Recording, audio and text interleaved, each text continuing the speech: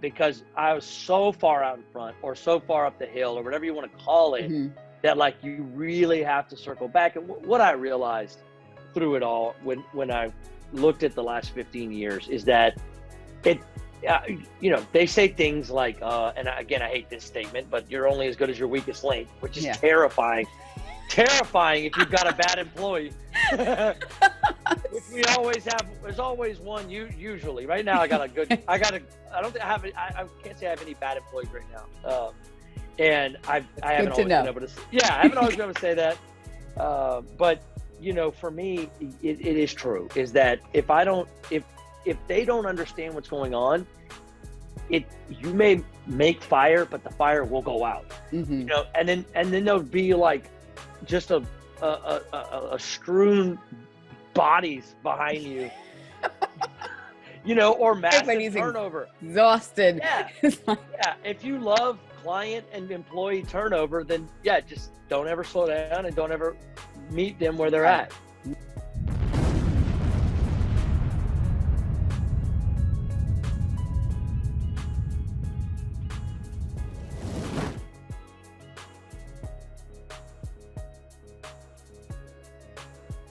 Well, hey, everybody. Alicia Couri here with another episode of Leading with Audacious Confidence. And I have the amazing Frankie Russo with me today. And let me tell you a little bit about Frankie.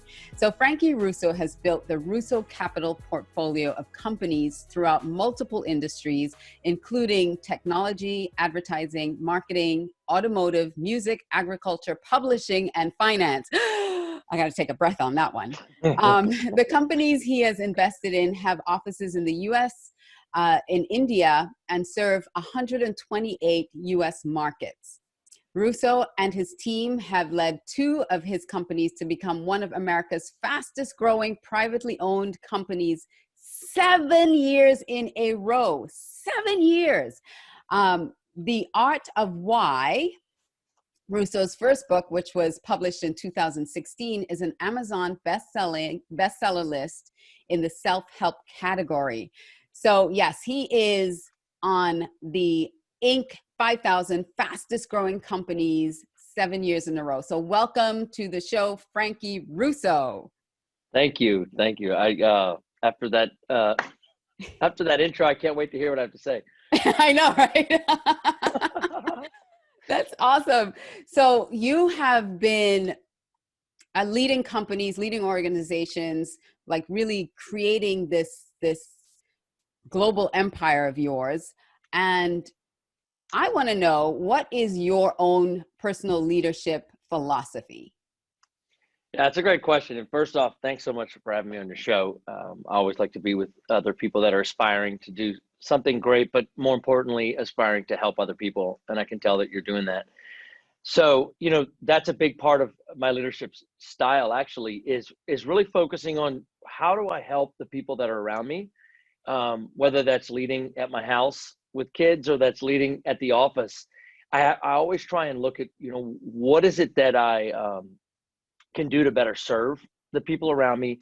And I like to look at a lot of this, the decisions as a leadership, as the next right decision is what I call it. And the next right decision is really all we can deal with at any given time. And that's easier said than done when you're in the position of the visionary and you've got to think ahead and all that good stuff. And I try to naturally allow myself to think ahead, but I've got to temper that with what's at hand. Because it's easy to, one of the things, oh yeah. And as you know, from my bio, I like to go fast, and that can be a good thing, but also can be very difficult if you're working on my team. Okay. Yes. And I've come a long way over the last 15 years, and my team is very grateful for that. But it hasn't always been easy. And the only way I've gotten there is by really, first off, focusing on like, what are the core values for me and for my company? And then how do I lead with those values? Things like you hear a lot of the same core values and from great companies. And I think there's a reason for that. Like you'll hear things like put others first, or transparency, or passion for innovation, or being driven. And all those are our core values as well. but those aren't just like things you put on the wall in the lobby or say at meetings. It has to be something that we really individually I have to do. And then when I'm looking at how well someone's doing in my organization or on my teams, I don't look at just, okay, what are their KPIs? How much revenue did they bring in? How well are they doing in their departments? But more importantly, are they always, sometimes, or never driven? Or do they always, sometimes, or never put other first? Or do they, and I go through that, and that becomes the matrix. And it's a lot less about what your performance is and a lot more about what type of person you are. Because that's really the only way I've found that you can begin to have a real culture that is a long-standing, like realistic, and also creating that kind of work-life balance, which can almost seem like an oxymoron at times. It does. There's no such thing as balance. We just do the best we can. That's it. Seriously. Well, especially you with 6 kids, it is an incredible balancing act. Always. So what are those statues behind you? I know that this is also video, but there's audio. So there are 1, 2, 3, 4, 5. Some more over there. And some more over there. What are those awards? They're just for different things. Some of them are for the Inc. 5000 list. Like you said, this year was our best year. We've been on it a bunch, but this was the first time we were the fastest growing company in Louisiana. So that was an exciting one. But some of them are actually so I have 2 different types of companies that are my main companies. And one of them has been in the advertising and branding and marketing field for a long time. So these are Telly Awards. So these guys did a good job because they made you feel like you were getting an Oscar. It looks, I was going to say, it kind of looks, the Emmys were last night. So it looks like the This is my Emmy. But it's funny you mentioned that because the award business, it's easy to get sucked into that. And so I've gotten sucked into all kinds of different award type things, and you can't help it as a business owner. Well, and as an entrepreneur, it validates some of the work that you're doing. It really does. For sure. And it's a team effort. It validates the team as well. Yes. So because when you're working hard, like I can tell you the first time I got the Inc. 5000 award, I can remember where I was when they sent me the email. It was in one of the airports. I don't know which airport, maybe Houston, maybe Dallas. But I can remember just like almost collapsing because it was the first time after like a long stint of working very, very hard and not necessarily so when I first, and I'll get into this probably in my biggest mistakes portion, but this was the first time when I built this round of businesses that I really was doing it for something more than just money. And when you do that, which is a good thing, and you're just really working hard, and you're working hard for your clients, and you're working hard to do something, and it's not real clear where you're at with it, it does feel good to have some validation. Like you said, it's important, especially when you feel like you're an entrepreneur, you're having to be the leading edge, and you can feel like you're alone in that sometimes, even if you have teams around you. Yeah, because you're the driving force. You want to know that you were doing it right. At least other people see that you were doing it right, and you weren't just a hot mess. Because a lot of times it can feel like a hot mess. It's just most of the time. It's like, it's going to come together. It's going to, just trust me, it's going to come together. So that validates that it did actually come together. And so does that play into the philosophy that you had with your book, The Art of Why? Big time. So The Art of Why is the first book. I don't know if I mentioned this, but I have a second book coming out called Breaking Why. And Breaking Why is a follow-up to The Art of Why. But The Art of Why, the whole premise of it was, and I use why interchangeably with the word purpose. And so if you think of the art of your purpose or whatever, but it's about making an art form out of your purpose, and also making a lifestyle out of your purpose. And so what that means for me, and I think for most of us, is that our purpose, I believe, is the same for all humans, our highest purpose. And that is this universal concept that I'm the happiest, I'm the most fulfilled I'm doing what I'm supposed to be doing when I'm helping other people. Mm-hmm. So I believe that most of us in some way, at some point, some more than others, have helped someone and felt that deep fulfillment of that. And when you can find a way to make that a part of your everyday life, especially in the workforce, Mm-hmm. it allows for you to fulfill a deeper sense of purpose, even if you're not necessarily in some sort of a nonprofit or in some sort of a mission. Because I grew up in inner city mission work with my parents. Mm-hmm. So getting out, I was instilled with a very important responsibility and need to help people that were very underserved. Right. And so because we were running homeless shelters. Now, when I got out of high school and I moved away, I didn't want to do that. So I struggled for a long time to figure out how to marry the two, because I wanted, quite frankly, I didn't want to be poor. Right. So So you and wanted so to build business, I but you wanted to, wanted to yeah. help. It's like, how do I do both? How do I? Yes. And Yeah. it took me a long time. And the Art of Why is about my journey and other people's journey like that, to figuring out how to make what they do in America, not necessarily in some sort of mission work or overseas and whatnot. And we're all Yeah. familiar with, humanitarian type work. How do I do that? Basically, how do I Yeah. make my work in Have for-profit meaning and purpose. humanitarian? Yeah. Right. And How does it have meaning and purpose beyond just me? that's it. Yeah. Yeah. And that's a It big is a thing. And struggle. yeah, especially because a lot of people, I think, just are like, yeah, well, I'm doing this for my family. And that's true. But I felt like that wasn't enough. Enough. And, I think I for connect with me, you on that. Yes, of course you have a it's great. responsibility to your family and it's great, but there's a bigger world out there, and there's more need out there, and how do I serve at that bigger, higher level? And I believe you can do both. And that's Mm-hmm. what the Art of Why is about, is basically looking at those things. And we look at a lot of different things, and then Breaking Why in January, when it comes out, goes even deeper into that. So I'm really excited about both of those. Excellent. Both of those projects, I don't make any money on them. I actually give the money to microfinance, which is really, have you seen microfinance before? No. So there's several organizations. One's called Kiva, KIVA.org. And Mm-hmm. it's an amazing organization. That's where I use to do all my investing into microfinance. But basically, you're loaning money to small entrepreneurs all over the world, mostly women, but it actually gets repaid. So 98% of the loans get repaid. Mm-hmm. But what I love about it is, so you're not just giving money away, it's being repaid, and then it gets recycled into to the next Mm-hmm. person.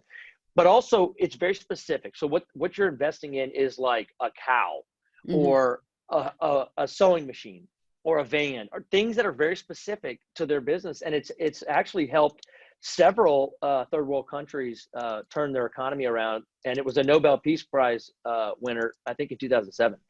So That's those are Kiva, some of the, KIVA.org. yeah. Yeah, which Awesome. microfinance, it was the Nobel Peace Prize, the concept of microfinance, but they do it really well.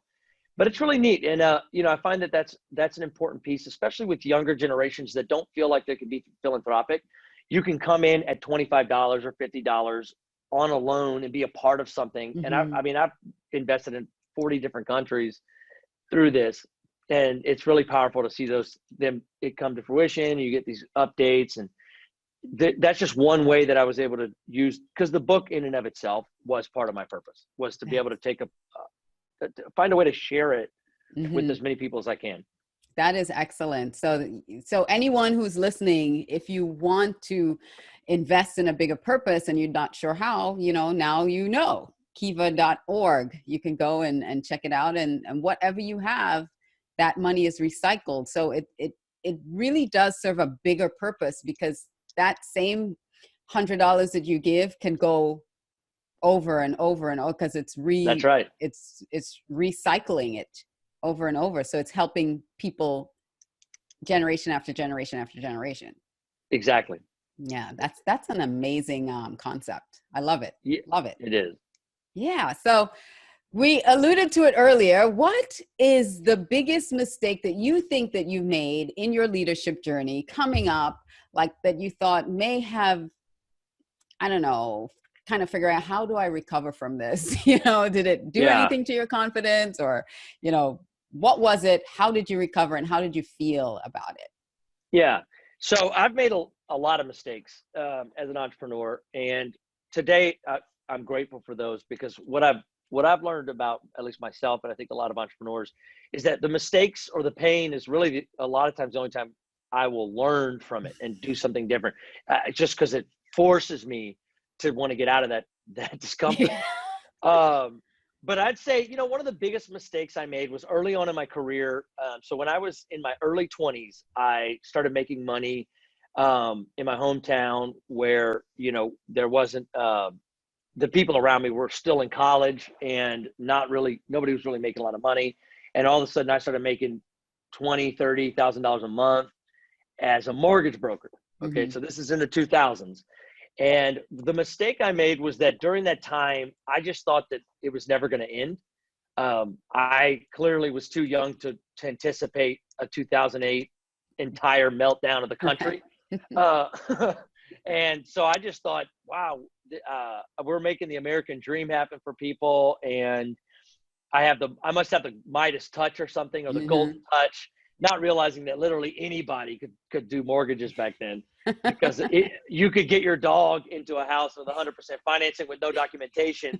So clearly it had to have been my successfulness that was making it happen. So needless to say, most of us know how that story ended with just a total meltdown. Yeah. And at the time, I was so big I was spending more than I was making, like a typical, when you make money fast as a young person. So when it all hit, I really didn't have anything to show for it. And so there's a lot of mistakes in that, clearly, and I hated when people would tell me, fast, easy money, come, easy go, all that stuff. Yeah. I was like, no, screw you. That's not me. I don't believe in that kind of stuff. I'm going to do it differently. And it was like, that was exactly what everybody said it would be. But I didn't spend any energy or time building a business. I just, I hired people, but it was other people that were just young and friends of mine that wanted to make money. And that's all we were doing. There wasn't anything to it besides making money. And that's a problem. And so that set me back a pretty good bit early on. And so it was a big mistake. Now, I have to say that I don't really look at my mistakes as regrets, which obviously is a little bit easier to do in hindsight. Lessons. Yeah, it's easier to do that in hindsight. If you're in the middle of a big mistake right now, obviously it's uncomfortable. But the fact is over time, I've stopped looking at things as mistakes in general. But I also live my life differently. So that was 15 years ago. And today I take from that some humility, and the fact is my motto has always been don't flinch. And I can promise you back then I was flinching a lot. Yeah. And I've had to learn how to balance the concept of don't flinch, because if you're an entrepreneur or you're an executive or you're doing anything on your own, if it's not even for profit, it's just a project, whatever it is, you're going to feel alone. You're going to have anxiety and depression and all these different emotions. And that's a big thing for me, is I've had to really kind of dig in to see how do I call it hacking and rebuilding strategic emotion for success. In fact, that's actually the title of the book. So it's Breaking Why, Hacking and Rebuilding Strategic Emotion for Success. And I use the word emotion because emotion, so you think about what we were talking about earlier with how do I make my business more humane, or how do I do humanitarian type things? And it's the same thing with emotion, because emotion is what makes me human. Yes. Right. Yes. I'm sure animals get emotional, right? They get mad. A horse will buck you off if you're riding it, but they definitely don't have emotions the same way we do. And so I think emotions is one of the biggest things that makes us human. And so to think that I am going to be successful in business and just for 40 to 60 hours a week, not be human.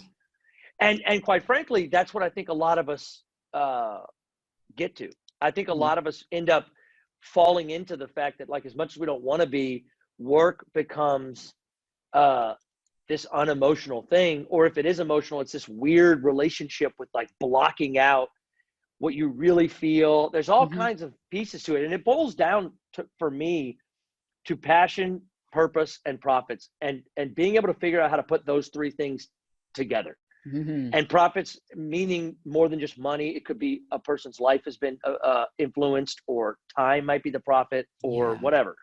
So, really being honest with ourselves about those pieces is the first step. And if I'm in something that I'm not passionate about, I've got to look at that, which is uncomfortable, right? Right. And Yep. or for me, so I was passionate and I was profitable back then in the mortgage business, but I had no purpose. Yeah. So you can't really do one without the other.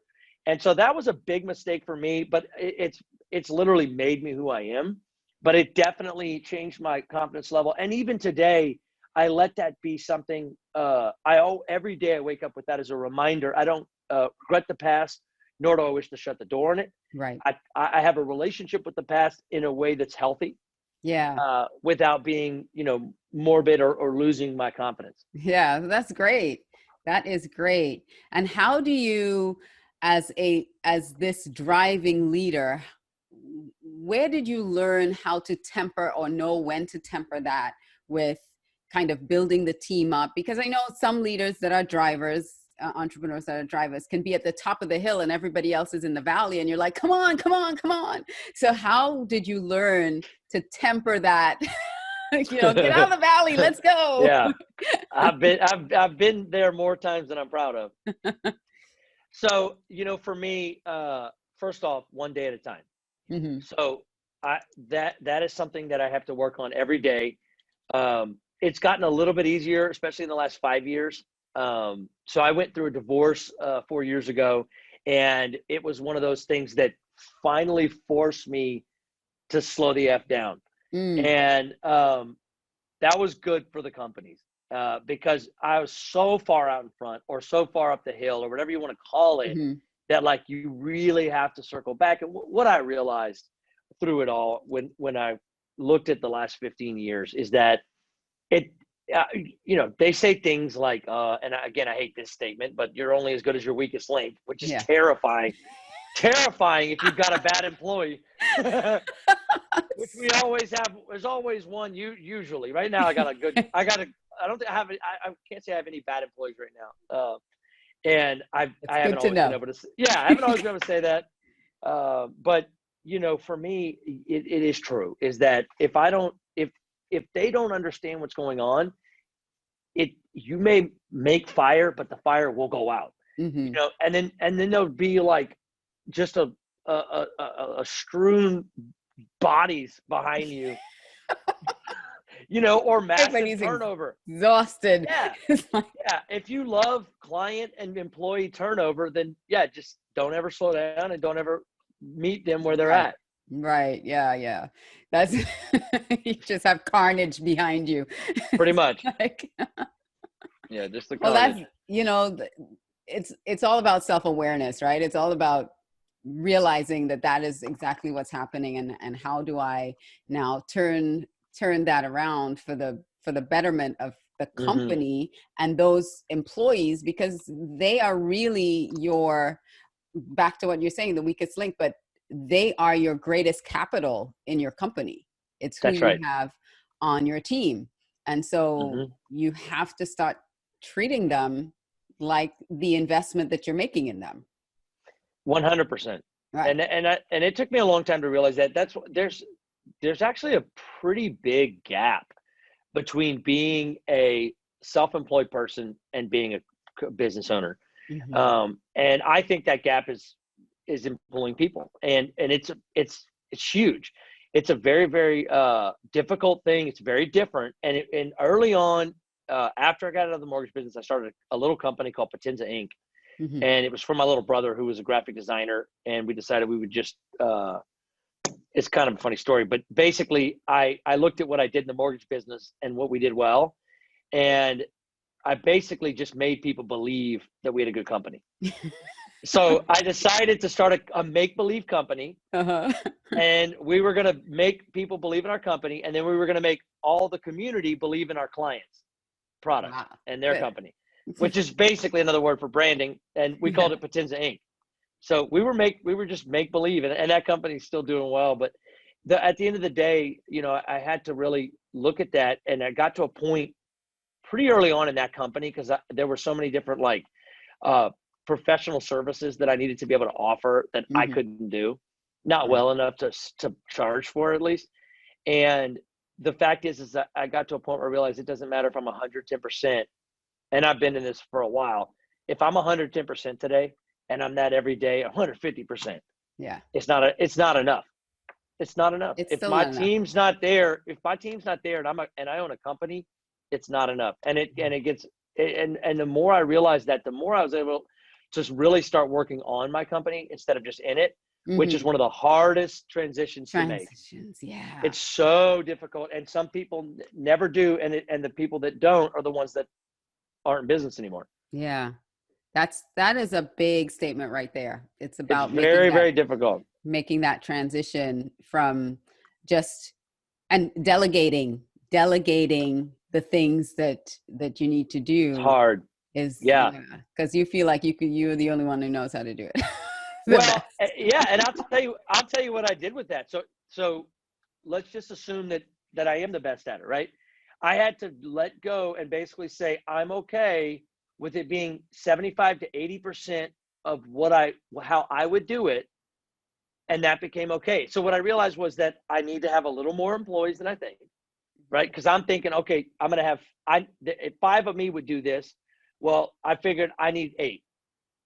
So that there's some realistic things, because I could sit there with 5 and be like, we're gonna just do it with 5, but And like just the drive every those time I get 5. one, and every time somebody got good, they would burn out. Yeah. And it took me a while to just be like, you know what? It's not like lowering your bar per se. It's just about like being realistic with it. First Realistic off, expectations, yeah.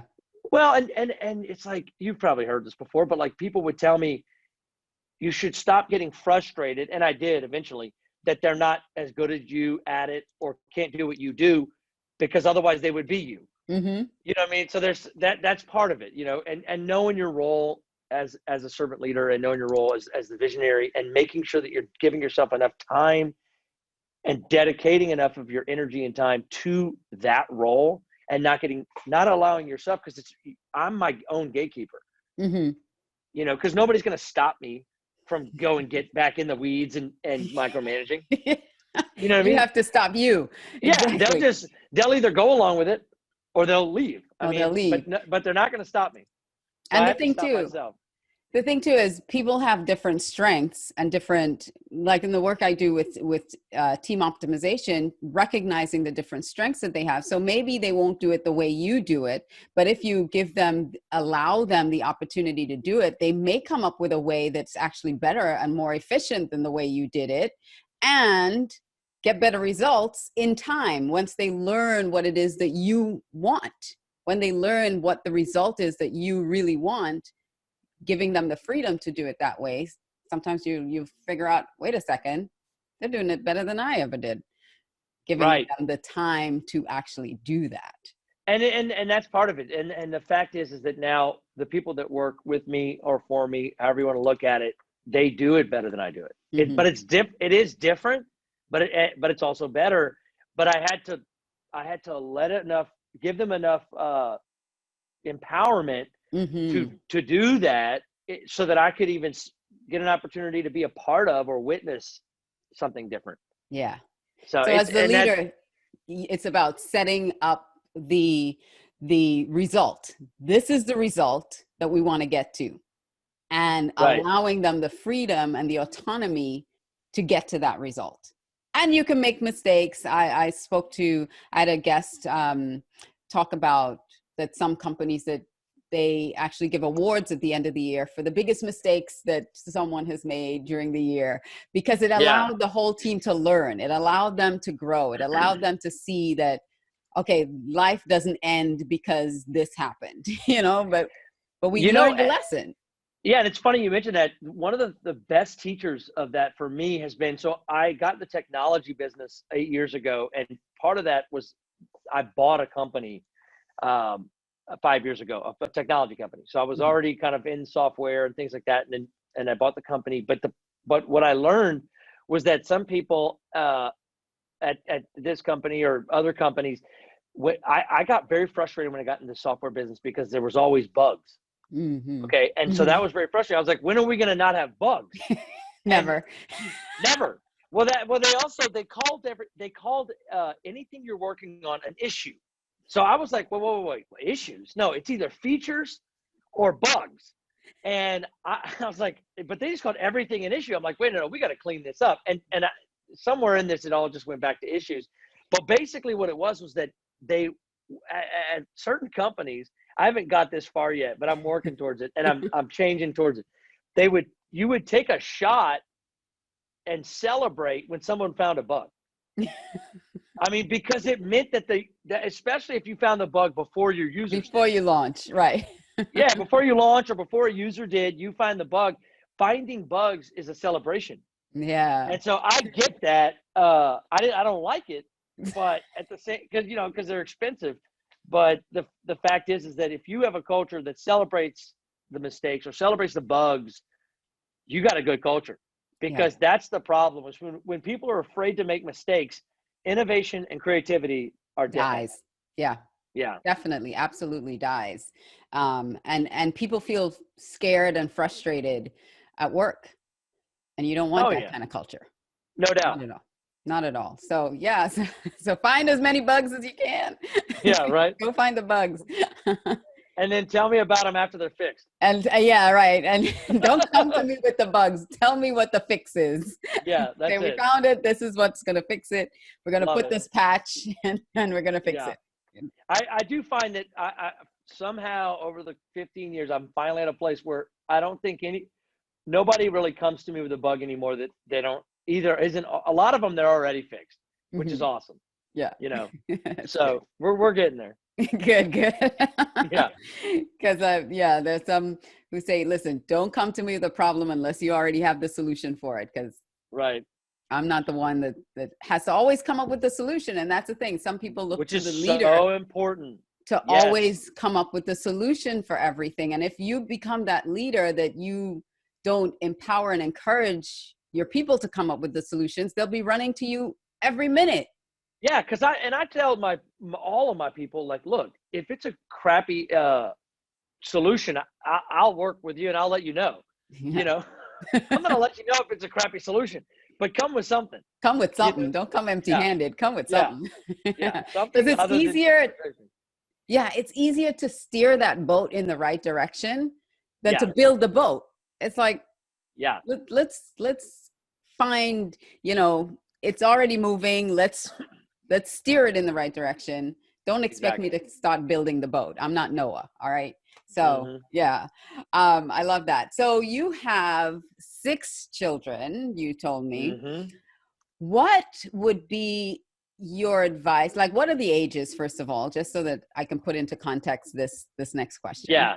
So they are all very young. I got a 10-year-old, an 8-year-old, twin 5-year-old boys, 4-year-old, and a 2-year-old. Fun times at your house. Oh yeah. Especially now lockdown. Let's not even start. So it's 4 girls, 2 boys. And luckily I'm in Louisiana, and where we are, they got to go back to school. Okay. So I don't think I'd have made it. The homeschool thing, trying to deal with the like panic of COVID hitting while you own a bunch of companies and homeschooling children was terrifying. Terrifying. Well, you survived. You're surviving through it, and they're back in school. Excellent. And I'm sure you have a rock solid rock star for a wife who's taking. Who is coordinating all of this. You said it, because I mean it's 3 different schools. So like we literally, we both have, we bought a Land Cruiser because it can technically fit 8 people, but it's still so tight. So we're keeping the Land Cruiser, and then I have a car. We're like, we're just gonna get a 3rd car that the nanny can help with. And we got one of those like Sprinter 12 passenger, basically it's a black on black limo. It's a limo almost. And like, that's what it takes. But we have a whole system, like, to be able to get them out the door. We did that this morning. But Excellent. She came up with it. Yeah, she's amazing. She's more the practical type. She's an entrepreneur as well. And she's really great at operations and practical, which is why we systems and processes. We complement ourselves well. Yeah, that's excellent. That's excellent. So as your children grow, because they're pretty young now, how do you kind of guide them in their own confidence And what do you teach them about leadership? Yeah, so the biggest thing for our kids and in trying to teach them, because at the end of the day, that you can have a lot of rules and there's different ways to lead, just like there's different ways to parent. But for us, the number one thing is basically kindness, respect, and gratitude are the three rules we have, and like the things that I try to instill in them, because ultimately with those three things, you're going to be successful as any leader. Because if I'm grateful, it's going to help with my morale. We talked about strategic emotions earlier. Gratitude is a huge part of hacking that strategic emotion and staying positive and looking at things from a positive standpoint and not just kind of regressing into what's going wrong. So that's a huge thing I teach them that is, important in anything that they do and will help with success. Kindness is about the service we talked about and about thinking about others' feelings, thinking about what other people are doing, helping them. And the more extreme cases is clearly not hitting people or like calling them names or bullying. No bullying allowed. Right. Yeah. Punching people in the face is not kind. So that's not a good leadership skill. Yeah. And then the last thing is respect. And that's the part where like at the end of the day, there are certain things that they don't understand yet that they have to respect us on, just like they have to eventually, and going in timeout is what you get now. Going to jail is what you get later. It's what you get later. Yeah. So, I really am doing this to help you. Yes. So anyway, those are the big things. And it's interesting. They all look up to Tracy, my wife, and I. And they're very much they ask a lot of questions about money and things like that, because we've tried to instill that in them, and they are constantly looking for ways to be an entrepreneur. They see that modeled, right? That's they want to do orange juice stands, lemonade stands, sell drawings of art, anything they can do to try and figure out how a way to make some money to build a clubhouse, which is technically real estate. So we're learning some different things here and there, and it's exciting though, because it's great to have an opportunity to teach somebody literally in house about the things that I've learned. Yeah, and to instill what your parents instilled in you into your own children. That's amazing. That's it. That's amazing. Yeah, that's great. That's wonderful. This has been a really fun and amazing interview. I hope you enjoyed it as much as I did, Frankie, because I did.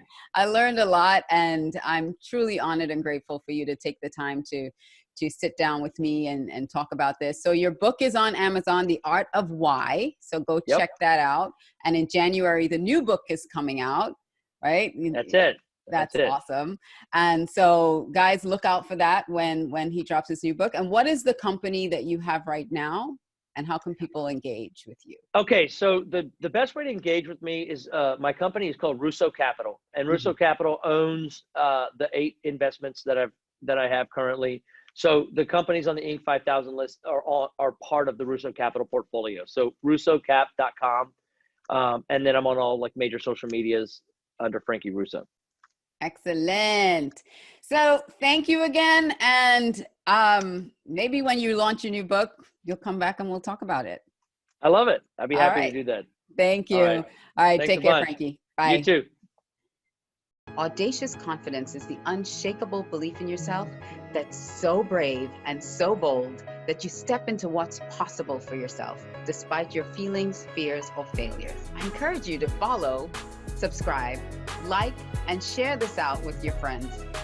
To learn more about our guests, check out some additional episodes. Go to aliciacouri.com/leading with audacious confidence. Until next time, this is Alicia Couri saying, live your life bold, brave, and step out with audacious confidence. Till next time.